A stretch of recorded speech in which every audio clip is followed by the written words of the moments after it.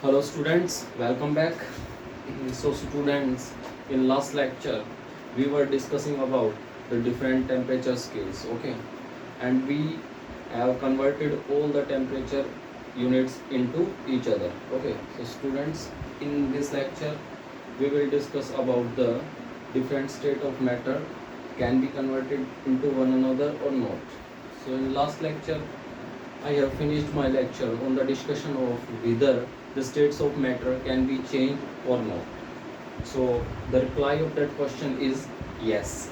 We can change the different states of matter into the one another. Okay. So in today's lecture, I will let you know that with the help of temperature and pressure, we can change the state of matter from one form to its another form. Okay.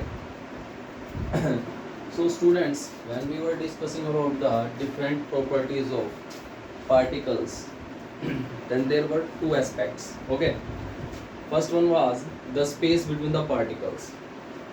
We have classified all the states of matter, means solid, liquid or gas. We have classified all the states of matter on the basis of the space which exists between the constituent particles of matter.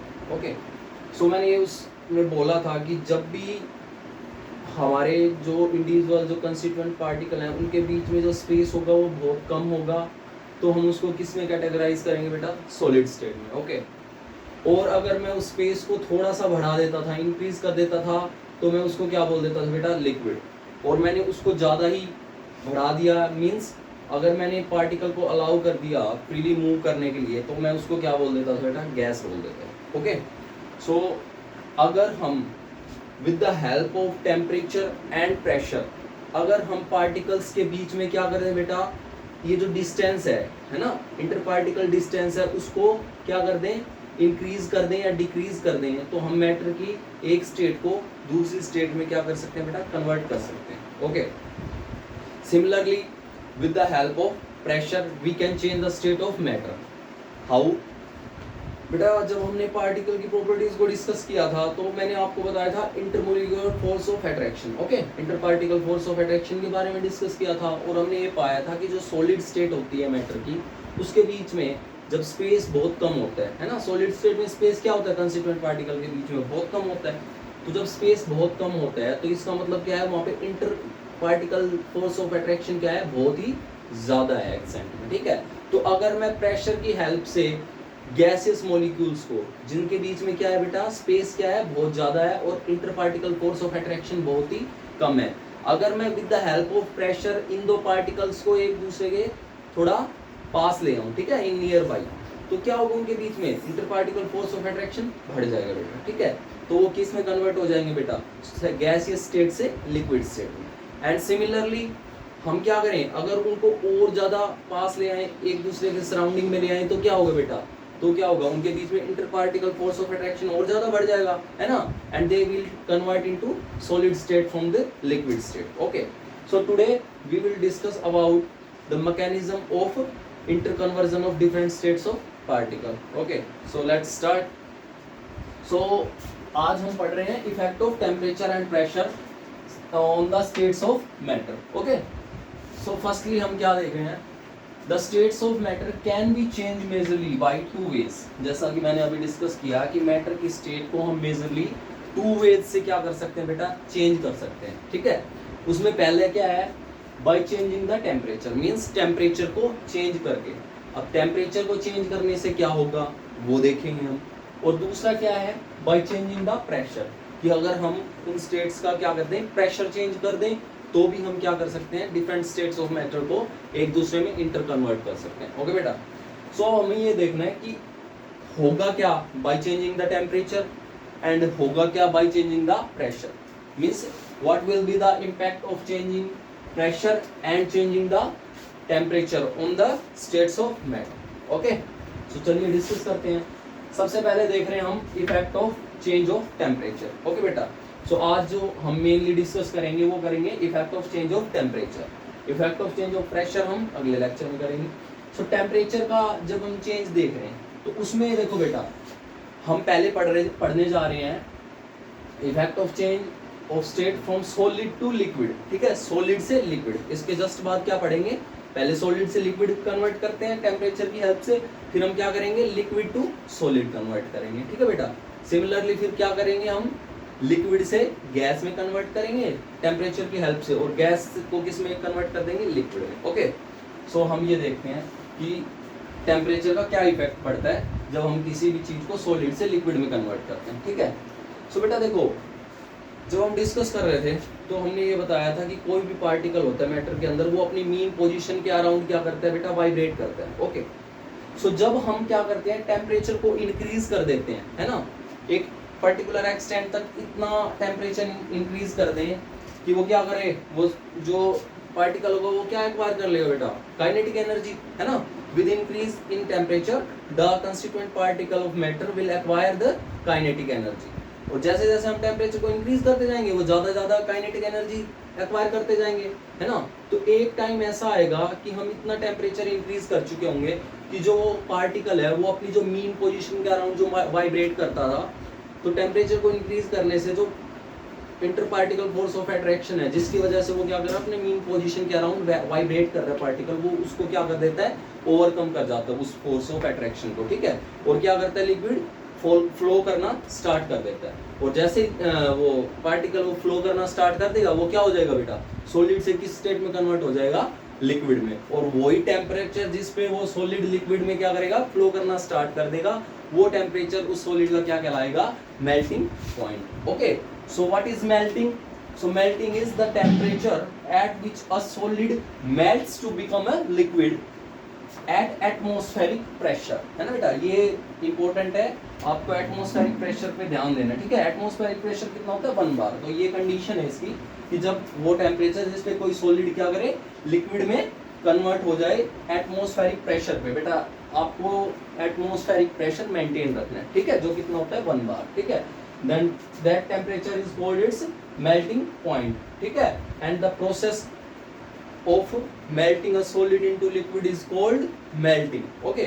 और melting को ही हम क्या बोलते हैं बेटा, fusion भी बोलते हैं। ओके, समझ आ गई what is melting. Okay, so बेटा एक नोट है that there is no rise in temperature during the melting of ice, यानी कि सॉलिड को जब हम लिक्विड में चेंज कर रहे होते हैं तो उस टाइम क्या होता है बेटा, टेम्परेचर रेज नहीं होता।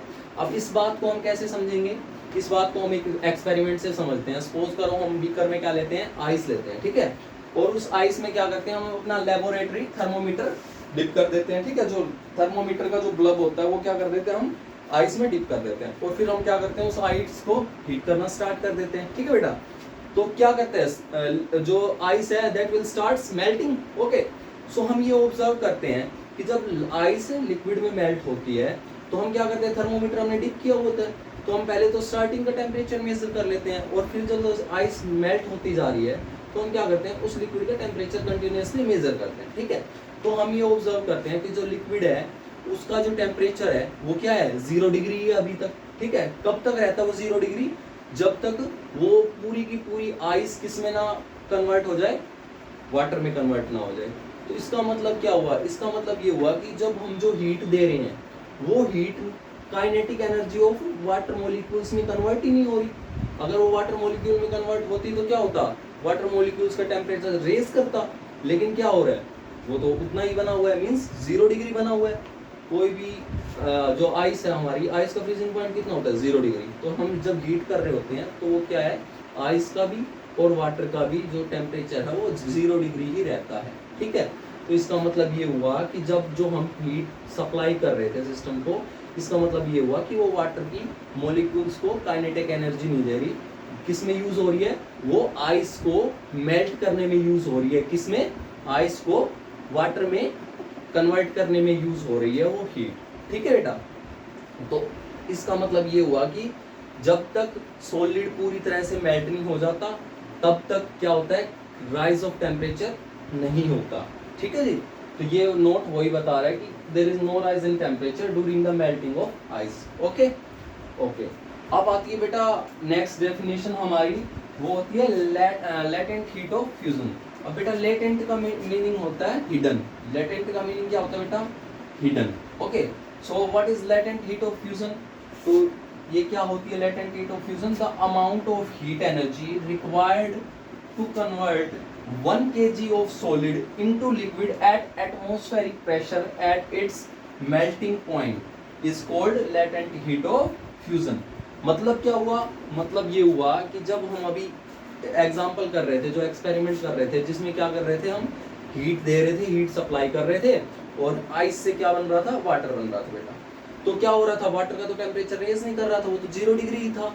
तो इसका मतलब क्या हुआ कि जो वो हीट है वो कहाँ गई है बेटा? वो हीट है वो जो है छिप जाती है ना, हिडन हो जाती है, it gets hidden into the particles of water. Okay, तभी तो बेटा टेम्परेचर रेज नहीं होता लिक्विड का। इसका मतलब जो वो हीट सप्लाई कर रहे हैं हम, वो किस में यूज हो रही थी? सॉलिड को लिक्विड में कन्वर्ट होने में यूज हो रही थी।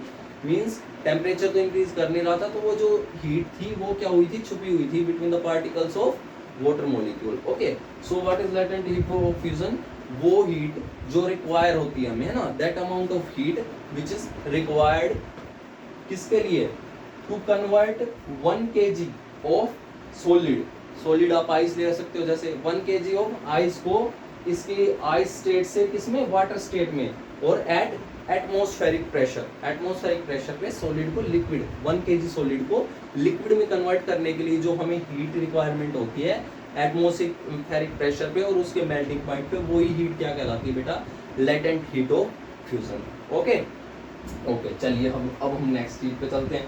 अभी हमने क्या पढ़ा? ये सारा change of state from solid to liquid, हमने अभी सॉलिड टू लिक्विड पढ़ा। अब हम क्या पढ़ेंगे बेटा? Change of state from liquid to solid. अभी सॉलिड से लिक्विड किया, अब क्या कर रहे हैं? इसका just reverse, means liquid to solid. Okay, so liquid to solid में जब हम कन्वर्ट करते हैं तो बेटा देखो, जैसे हमने सॉलिड को लिक्विड में कन्वर्ट किया, क्या किया? टेम्परेचर बढ़ा दिया, जिससे क्या हुआ? जो पार्टिकल्स थे उनकी क्या हो गई? काइनेटिक एनर्जी बढ़ गई। ठीक है, तो अब हम क्या करेंगे? जस्ट इसका रिवर्स कर देंगे। अगर हमें क्या करना है? लिक्विड टू सॉलिड कन्वर्ट करना है, रिवर्स क्या करेंगे हम? रिवर्स ये करेंगे हम कि अब हम टेम्परेचर को क्या कर देंगे? लोअर कर देंगे। टेम्परेचर को मैं जैसे ही लोअर करूंगा, क्या हो जाएगा? जो काइनेटिक एनर्जी है पार्टिकल्स की, वो क्या हो जाएगी? कम हो जाएगी।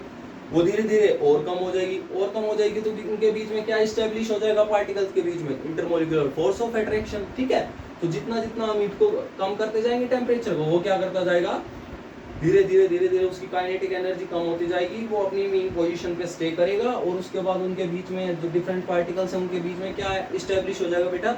Inter particle force of attraction, and the liquid will freeze. Okay, so liquid क्या कर जाएगा बेटा? फ्रीज कर जाएगा। ठीक है, so what is freezing point या व्हाट इज फ्रीजिंग? फ्रीजिंग को हम क्या बोलते हैं बेटा? एक बार सॉलिडिफिकेशन भी बोलते हैं। क्या बोलते हैं? सॉलिडिफिकेशन भी बोलते हैं। किसको? फ्रीजिंग को। जैसे हमने मेल्टिंग को क्या बोला था? फ्यूजन बोला था। ऐसे ही हम फ्रीजिंग को क्या बोल सकते हैं बेटा? सॉलिडिफिकेशन भी बोल सकते हैं। ठीक है, so the temperature at which a liquid freezes, है ना, वो टेम्परेचर जिसपे कोई लिक्विड क्या कर जाता है? फ्रीज कर जाता है टू बिकम अ सॉलिड बनने के लिए एट एटमॉस्फेरिक प्रेशर। बेटा ये कंडीशन होती है, इनको आपको बिल्कुल ध्यान रखना है। ठीक है, ये जो एटमॉस्फेरिक प्रेशर बोला गया है, इसका बहुत अच्छा रोल होता है, बहुत इंपॉर्टेंट रोल होता है। ठीक है, तो इसको आपको जरूर मेंशन करना है। So at atmospheric pressure is called the freezing point. तो वो क्या कहलाता है? वो टेम्परेचर उस लिक्विड का फ्रीजिंग पॉइंट। ओके, सो एटमॉस्फेरिक प्रेशर मैंने आपको बताया था लास्ट लेक्चर में, क्या होता है कि जो डिफरेंट गैसेस होती हैं हमारे एनवायरनमेंट की, वो क्या कर रही होती है बेटा? वो हमारी अर्थ सरफेस से कोलाइड करती रहती है। क्यों? क्योंकि गैसियस पार्टिकल्स क्या करते हैं? फ्री टू मूव होते हैं, तो वो क्या करते हैं? हमारे अर्थ सरफेस को क्या करते हैं? बार बार कोलाइड करते रहते हैं, और उस कोलिजन से जो प्रेशर एक्सर्ट होता है किसके ऊपर? हमारी अर्थ सरफेस के ऊपर, वही प्रेशर जो क्या होता है उसको ही हम क्या बोलते हैं बेटा? Atmospheric pressure. ठीक है, तो ये मैंने आपको लास्ट लेक्चर में बताया था। अब बेटा ये फ्रीजिंग हो गया। अब हम क्या करते हैं कि फ्रीजिंग प्रोसेस को हमें पता चल गया कि कैसे हम लिक्विड को फ्रीज कर सकते हैं। अब हम देखते हैं कि क्या इफेक्ट होता है, किसका? Effect of addition of impurities. अगर हम किसी लिक्विड में कुछ भी इम्प्योरिटीज ऐड कर दें तो उसके क्या होगा बेटा? फ्रीजिंग पॉइंट पे क्या इफेक्ट पड़ेगा वो हम देखते हैं। ठीक है बेटा, कि कोई भी लिक्विड में अगर हमने क्या किया, इम्प्योरिटी ऐड कर दी, तो उसके फ्रीजिंग पॉइंट पे क्या इफेक्ट पड़ेगा। तो जनरली ये ऑब्जर्व किया गया बेटा कि अगर हम किसी लिक्विड में क्या करते हैं, इम्प्योरिटी ऐड करते हैं, तो वो क्या करता है, लिक्विड का फ्रीजिंग पॉइंट डिक्रीज कर जाता है। क्या कर जाता है बेटा, डिक्रीज कर जाता है। देखो जैसे वाटर होता है, वाटर की 3 स्टेट होती है। सॉलिड स्टेट में क्या होता है, आइस, लिक्विड स्टेट में क्या है, वाटर, और गैसियस स्टेट में क्या बन जाता है, वो वाटर, स्टीम बन जाता है। ठीक है, ये उसकी डिफरेंट स्टेट्स है ना। तो जैसे मैं टेम्परेचर इंक्रीज करता हूँ तो वो जो आइस है वो हमारी किस में कन्वर्ट हो जाती है बेटा, शुरू में हम हीट करते हैं तो लिक्विड में और ज्यादा हीट कर देते हैं तो वही लिक्विड क्या बन जाता है बेटा, स्टीम में बन जाता है, भाप बन जाती है ना उस लिक्विड की। तो क्या हुआ, टेम्परेचर के साथ साथ हमने उस सॉलिड को लिक्विड में कन्वर्ट किया, लिक्विड को गैस में कन्वर्ट किया ना, तो मतलब इफेक्ट पड़ता है किस पे, स्टेट्स ऑफ मैटर पे, किसका, टेम्परेचर का। ठीक है, सो अब हम देख रहे हैं effect of addition of impurity on freezing point. तो बेटा देखो, जैसे हमने वाटर है, वाटर का केस लेते हैं, तो वाटर का फ्रीजिंग पॉइंट कितना होता है बेटा, फ्रीजिंग पॉइंट होता है वाटर का, वो होता है 0 degree Celsius. Okay, 0 degree Celsius पे जाकर कोई भी वाटर क्या कर जाता है, फ्रीज कर जाता है, मीन्स आइस में कन्वर्ट हो जाता है। बट हमने ये ऑब्जर्व किया है कि अगर मैं वाटर के अंदर ऐड कर दूं, क्या ऐड कर दूं, या तो यूरिया ऐड कर दूं, क्या ऐड कर दूं बेटा, यूरिया। ठीक है, यूरिया COONH2 NH2, अगर मैं यूरिया ऐड कर दूं, या फिर क्या कर दूं, NaCl ऐड कर दूं वाटर के अंदर, या फिर मैं क्या करूं उसमें कैल्शियम क्लोराइड का एडिशन कर दूं, किसके अंदर बेटा, वाटर के अंदर। तो वाटर 0 डिग्री पे फ्रीज ना होके बेटा और कम टेम्परेचर, मींस हमें टेम्परेचर को और ज्यादा रिड्यूस करना पड़ेगा उसको क्या करने के लिए, आइस बनाने के लिए। अगर मैं NaCl मान लो डालता हूँ वाटर के अंदर, तो जो वाटर 0 डिग्री पे फ्रीज हो जाता है बेटा, वो अब जाके कितने में फ्रीज होता है, -18 डिग्री सेल्सियस पे। मतलब अब आपको क्या करना पड़ेगा, -18 डिग्री तक टेम्परेचर को डिक्रीज करना पड़ेगा उसी वाटर को क्या करने के लिए बेटा, फ्रीज करने के लिए, उसकी आइस बनाने के लिए। ओके, सिमिलरली अगर मैं कैल्शियम क्लोराइड तक क्लोराइड का एडिशन कर देता हूँ, तो उस वाटर को हमें अप्रोक्सीमेट -55 डिग्री सेल्सियस तक क्या करना पड़ेगा बेटा, उसका टेम्परेचर कम करना पड़ेगा, तब जाके वो वाटर है वो क्या होगा बेटा, फ्रीज होगा। ठीक है, सो मेनली क्या होता है, अगर हम वाटर में क्या करते हैं, इम्प्योरिटी ऐड करते हैं बेटा, तो क्या होता है, इम्प्योरिटी क्या करती है बेटा, impurities louvers the freezing point. क्या करती है बेटा, इम्प्योरिटीज होती है वो क्या कर देती है, फ्रीजिंग पॉइंट को क्या कर देती है बेटा, कम कर देती है। ठीक है, समझ आया। नेक्स्ट क्या आता है, इफेक्ट ऑफ इम्प्योरिटीज का देख लिया हमने। अब हम नेक्स्ट देखते हैं इफेक्ट ऑफ प्रेशर। क्या देखते हैं बेटा, इफेक्ट ऑफ प्रेशर।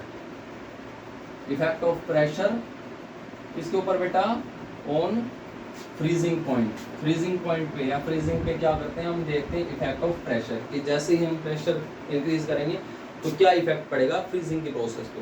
तो बेटा जैसे ही हम क्या करते हैं, प्रेशर को इंक्रीज करते हैं, फ्रीजिंग पॉइंट क्या कर देता है बेटा, वो भी डिक्रीज कर जाता है, किसकी हेल्प से, विद इफेक्ट ऑफ प्रेशर। जैसे ही हम प्रेशर को इंक्रीज करेंगे क्या करेगा बेटा, फ्रीजिंग पॉइंट डिक्रीज करेगा। तो क्या बोल सकते हैं हम, फ्रीजिंग पॉइंट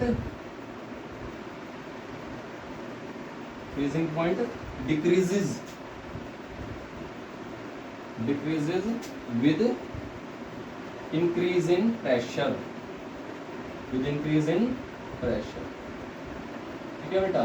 प्रेशर को जैसे इंक्रीज करते हैं वो क्या कर जाता है बेटा, डिक्रीज कर जाता है। क्यों कर जाता है, क्योंकि फ्रीजिंग पॉइंट क्या होता है, किसी भी लिक्विड का वो टेम्परेचर जिसपे उस लिक्विड की सॉलिड स्टेट और लिक्विड स्टेट एक दूसरे के क्या हो, इक्विलिब्रियम में एग्जिस्ट करें, वो क्या होता है उसी लिक्विड का फ्रीजिंग पॉइंट। और जैसे ही हम प्रेशर एक्सर्ट करते हैं तो वो क्या कर देता है, फ्रीजिंग पॉइंट कम हो जाता है बेटा। ठीक है, सो ये था हमारा आज का डिस्कशन। ठीक है, so in next lecture we will discuss about the change of liquid into gas and gas into liquid. Okay, आज हमने क्या देखा, सॉलिड से लिक्विड में कन्वर्ट किया, लिक्विड से सॉलिड में। In next lecture we will discuss the effect of temperature on conversion of liquid into gas and conversely means gas into liquid. Till then keep reading. Thank you.